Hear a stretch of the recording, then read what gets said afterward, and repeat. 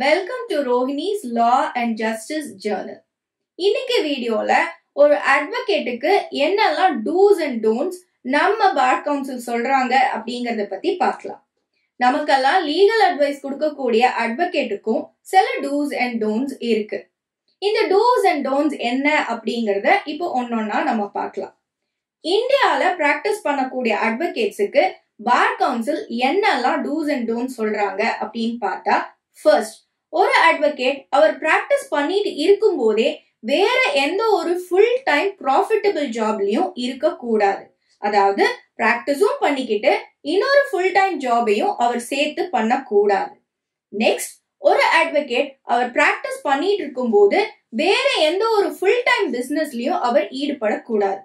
அந்த பிசினஸ்ல ஒருவேளை அவர் சைலண்ட் ஆர் ஸ்லீப்பிங் பார்ட்னரா இருக்கலாம், இல்ல அவர் இருக்கக்கூடிய, அதாவது அவர் பிராக்டிஸ் பண்ணக்கூடிய அந்த ஸ்டேட் பார் கவுன்சில் எந்த பிசினஸ் எல்லாம் அலோவ் பண்றாங்களோ அதை மட்டும் அவர் பண்ணலாம்.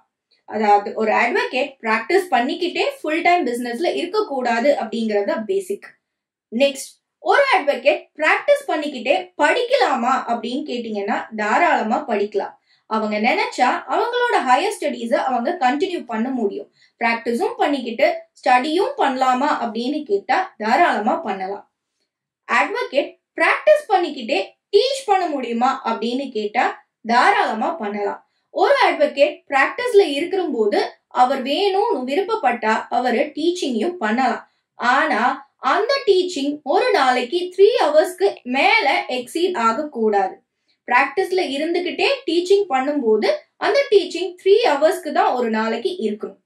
நெக்ஸ்ட், ஒரு அட்வொகேட் பிராக்டிஸ் பண்ணிக்கிட்டே கண்டென்ட் கிரியேட்டரா இருக்க முடியுமா அப்படின்னு கேட்டீங்கன்னா இருக்கலாம். இந்த கண்டென்ட் கிரியேஷனும் எப்படி இருக்கணும் அப்படின்னு பாத்தீங்கன்னா, அவங்க லா ரிலேட்டட் கண்டென்ட்டை அவங்க தாராளமா பண்ணலாம். பிராக்டிஸ் பண்ணிட்டு இருக்கும் போதே கண்டென்ட் கிரியேஷன் அப்படின்னு பாத்தீங்கன்னா என்னெல்லாம் அதுல வரும் அப்படின்னா, ஒரு புக்கை எழுதுறது, இல்ல பப்ளிஷ் பண்றது, இல்ல புக் எடிட்டிங்ல இருக்கிறது, இல்ல ஆர்டிகல்ஸ் ஏதாவது பப்ளிஷ் பண்றது, இல்ல இப்ப யூடியூப்ல நான் பண்ணிட்டு இருக்கேன் இந்த மாதிரி லீகல் அவேர்னஸ் வீடியோஸும் அவங்க போஸ்ட் பண்ணலாம். லா ரிலேட்டட் கண்டென்ட்ஸ் அவங்க தாராளமா பண்ணலாம். பட் அதுலயும் அவங்க ஃபுல் டைம் ஃபோக்கஸ் பிராக்டிஸ்ல இருக்கணும். இது கொஞ்சம் ஒரு நாளைக்கு கொஞ்சம் டைம் இதுல ஸ்பெண்ட் பண்ணலாம். ஃபுல்லா இதுலயே இருக்க கூடாது. ஃபுல்லா இந்த கண்டென்ட் கிரியேஷன்லயே கான்சென்ட்ரேஷன் பண்ணிட்டு பிராக்டிஸ விட்டுறக்கூடாது. சோ இதுதான் ஒரு அட்வொகேட்ஸ்க்கு இருக்கிற dos and don'ts according to our Bar Council of India. உங்களுக்கு இப்போ புரிஞ்சிருக்கும்னு நினைக்கிறேன். That's all for today. If you like this video, please like, share and subscribe.